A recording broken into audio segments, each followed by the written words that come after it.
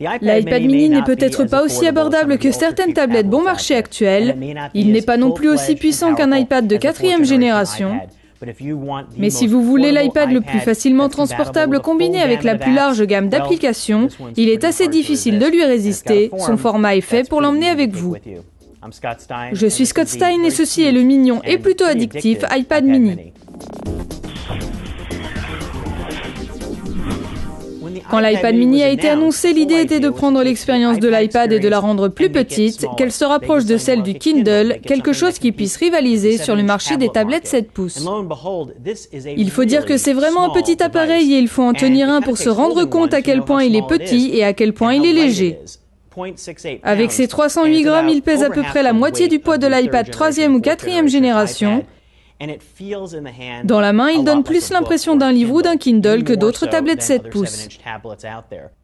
Le design est aussi différent et plus inspiré par l'iPod Touch. Il est arrondi avec une coque en aluminium anodisé qui recouvre également les côtés.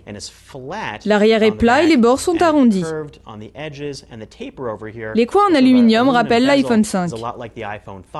L'iPad mini est disponible comme l'iPad classique en noir ou en blanc. En noir, il est également couvert d'aluminium lisse. Il y a aussi plusieurs couvertures disponibles qui sont différentes des anciennes. Elles sont entièrement en tissu et n'ont pas de connecteur en aluminium. Elles sont un peu plus discrètes dans le sens où vous n'avez besoin de plier qu'une seule partie pour le mettre en position verticale ou le mettre à plat pour utiliser le clavier virtuel. En fait, en position debout, il fait un cadre photo plus mignon que l'iPad classique. Il y a une caméra 5 mégapixels à l'arrière et une caméra FaceTime HD en façade similaire à ce qu'on trouve sur l'iPod Touch 5e génération et à celle de l'iPad 4e génération.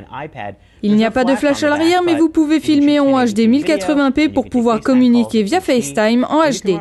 Vous pouvez aussi utiliser toutes les fonctions d'iOS 6, parmi lesquelles se trouvent Siri et les nouvelles applications. Que vous les aimiez ou non, elles sont intégrées, et toutes les autres fonctions d'iOS 6 que l'on connaît aussi sont intégrées. À l'intérieur, Apple a conçu quelque chose de similaire à ce qui se fait en ce moment. Il embarque un processeur A5, ce qui le met à peu près à égalité avec l'iPad 2 et la 5e génération d'iPod Touch. Ce qui le rend différent, c'est qu'il est à mi-chemin entre les deux avec son écran de 7,9 pouces. Qui cela peut-il intéresser? Eh bien, tous les gens qui lisent beaucoup et qui aiment l'idée d'un iPad hyper portable. Avec la 4e génération d'iPad qui arrive soudainement en même temps, arrive une nouvelle génération d'iPad plus rapide que ce que l'on attendait, y compris moi-même, avec un processeur beaucoup plus rapide, un A6X. Là, c'est un A5, donc vous avez une grande différence de performance, sans parler de l'écran Retina et une différence de prix avec la version classique. La 4e génération d'iPad démarre à 509 € pour 16 Go. Celui-ci coûte 339 € avec 16 Go. La première pensée que j'ai eue en le voyant a probablement été pour les enfants. Parce que vous pouvez l'emmener avec vous comme l'iPod Touch pour beaucoup de gens, mais il est beaucoup plus grand et plus facile à tenir dans de petites mains et je peux l'emmener en voyage plus simplement. La 4G LTE est également disponible, mais il faut payer 130 € de plus pour cette configuration. La LTE a été améliorée pour l'iPad mini et l'iPad 4e génération et il marche maintenant mieux à l'international. Cela peut être très utile pour les gens qui voudront s'en servir comme unique appareil. Apple a déclaré que tout ce que vous utilisiez avec l'iPad pourra être utilisé avec l'iPad mini. La première chose qui vient à l'esprit de la plupart des gens est comment écrire sur un écran aussi petit.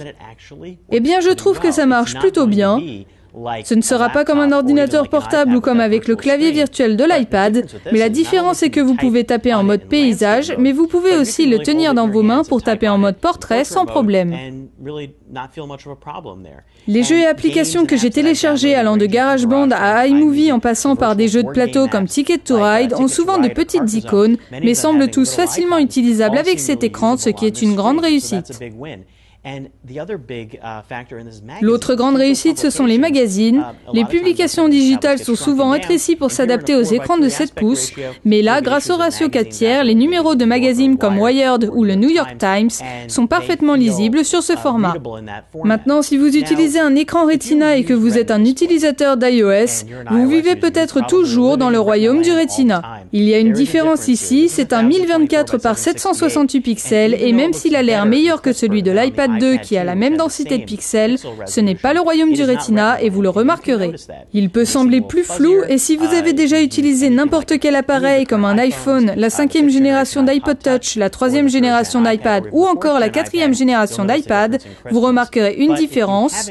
Mais si vous n'avez jamais utilisé ces appareils et venez à l'iPad pour la première fois, le texte est lisible, vous pouvez tout lire, même les petits caractères sur des emails, et ce n'est pas surprenant parce que l'on peut parfaitement bien lire des emails sur l'iPad 2 et ici c'est la même chose sur un modèle plus petit.